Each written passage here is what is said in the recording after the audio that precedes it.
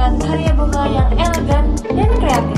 Penasaran bagaimana cerita di balik bisnis mereka dan tips merangkai bunga yang cantik? Yuk, langsung aja kita mulai. Assalamualaikum warahmatullahi wabarakatuh. Perkenalkan nih Mbak Nila, nama saya Ridho Hidayah. Saya mahasiswa dari Universitas Islam Negeri Said Sugiri Purwokerto, yang sekarang itu semester 3. Semester 3 ya. Gimana nih kabarnya Mbak Nila? Alhamdulillah semakin cantik. Alhamdulillah ya. Semoga dalam keadaan sehat dan lancar dalam aktivitas hari ini. Oke Mbak Nila, jadi saya ini sedang mengambil mata kuliah ekonomi sumber daya manusia, dan dalam rangka memenuhi tugas kelompok mata kuliah ini, kami diwajibkan itu untuk melakukan observasi dan wawancara terkait perilaku ekonomi sumber daya manusia. Tujuan wawancara ini yaitu untuk menggali lebih dalam tentang bagaimana strategi, tantangan, dan pengelolaan sumber daya manusia ya Mbak Nila.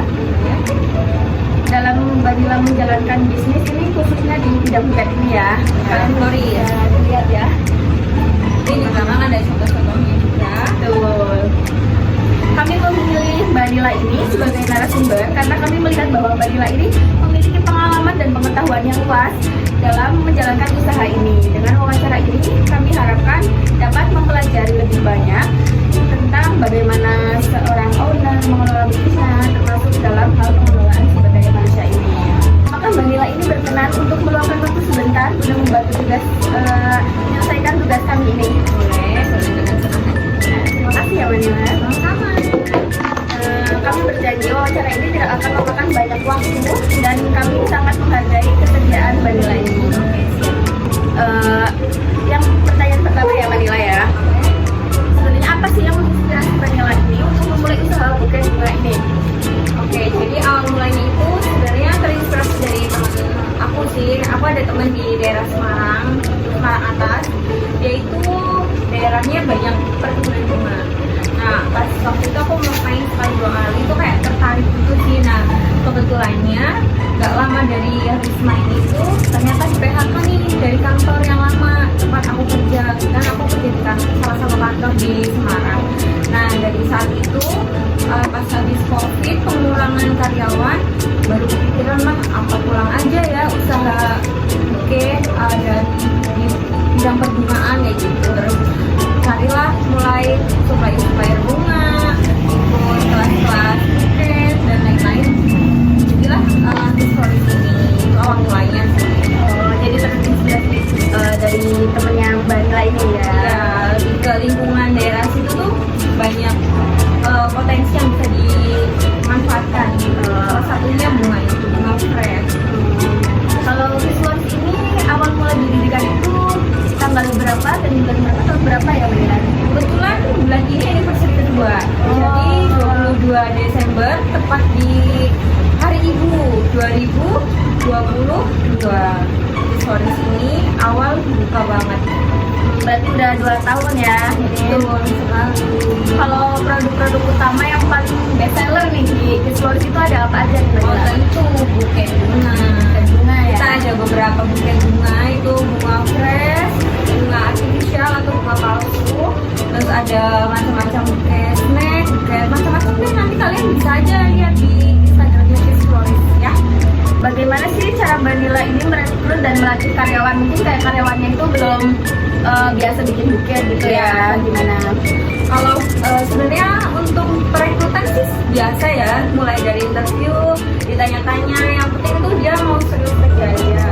Masalah bisa bikin buket dan belum itu nanti tergantung jam terbangnya sih. Semakin sering latihan nanti dia semakin expert. Contoh karyawan saya yang paling lama itu benar-benar dari nol banget. Jadi kita sebenarnya nggak aku ajarin sih, tapi kita belajar bareng-bareng. Terus mulai rekrut karyawan baru itu juga sama, mulai diajarin dari nol. Tapi aku tidak menuntut untuk langsung bisa. Yang penting dia mau belajar dan ya happy aja deh di kerjaan ini ya. Oh ya, Mbak Nila. Karyawan di visualis ini ada berapa Mbak Nila? Kalau untuk di store Proyan ada 2, namanya Lilis dan Septi. Kalau untuk yang di Kubungnya tadinya 2 dua juga, cuman yang satu emang lagi ada apa sih kegiatan lain, jadi yang jaga cuma satu, namanya Rahma. Oh, berarti di Sulawesi ini ada satu cabang lagi di Kebumen. Iya betul, dua tempat, dua toko. Jadi ada di Kroya dan juga ada di Kebumen. Betul. Kalau di Kebumen, search aja di Google Maps Sulawesi Kebumen ya. Oke, buat Mbak Nila ini ada tantangan terbesar nggak sih dalam mengelola sumber daya manusia ini? Oke, sebenarnya tantangan terbesar untuk mengelola sumber daya manusia alias karyawan ya, itu sebenarnya di kenyamanan ya. Mungkin ini contoh realnya di store aku ya di Kebumen, itu dalam setengah tahun itu bisa ganti 2-3 kali karyawan, karena memang di sana nggak tahu ya, mungkin karena sumber daya manusianya yang emang sulit untuk menetap bekerja di tempat itu, atau memang karena dia kurang nyaman dan lain-lain, itu memang ada susah ya. Jadi memang ya kita buat senyaman mungkin, seenggak mungkin dalam hal bekerja. Yang penting dia serius dan mau belajar aja sih itu. Tantangannya yaitu karena tadi. Tapi kalau yang untuk yang di Kroya ini, Alhamdulillah untuk yang di store Kroya belum pernah ganti karyawan, tapi itu terus sudah yang mau 2 tahun ini. alhamdulillah. Iya. Oke, jadi Mbak Nila, apakah ada program untuk meningkatkan keterampilan karyawan di Sulawesi ini? Oke, jadi ada beberapa sih yang paling sering itu kayak contohnya misalkan ada customer request nih, dia request bentuk yang aneh-aneh. Nah, itu bisa menjadi salah satu cara untuk meningkatkan keterampilan karyawan di sini, karena dengan hal-hal yang baru, experience baru, itu pasti akan menambah pengalaman kayak gitu, pengalaman karyawan dengan pantauan saya ya. Betul. Menurut Mbak Nila, apa kunci keberhasilan dalam mengelola sumber daya manusia di usaha ini? Sabar ya, lebih ke sabar sama telaten, udah itu aja.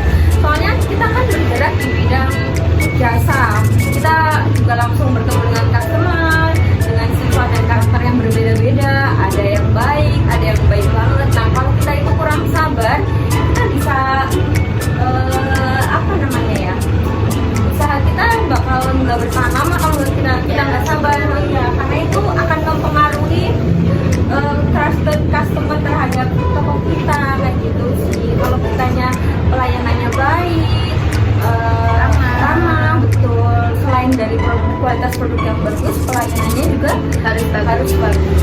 Betul. Agar apa sih yang dari customer selalu repeat order, selalu datang lagi ke toko kita. Sebentar ada customer. Oh ya. Jadi ini udah sampai ke pertanyaan terakhir ya Mbak Nila. Siap. Apa harapan Mbak Nila untuk usaha Sulawesi ini ke depannya? Oke, harapannya pasti sama semua orang yang punya usaha ya, semoga semakin sukses, cabangnya semakin banyak karyawannya, biar bisa membantu orang-orang di luar sana yang cari pekerjaan. Saya ucapkan terima kasih banyak ya Mbak Nila sudah meluangkan waktunya. Semoga tugas ini dapat nilai yang bagus ya, doain ya. Oke, terima kasih. Bye. Jangan lupa mampir di Kiswari.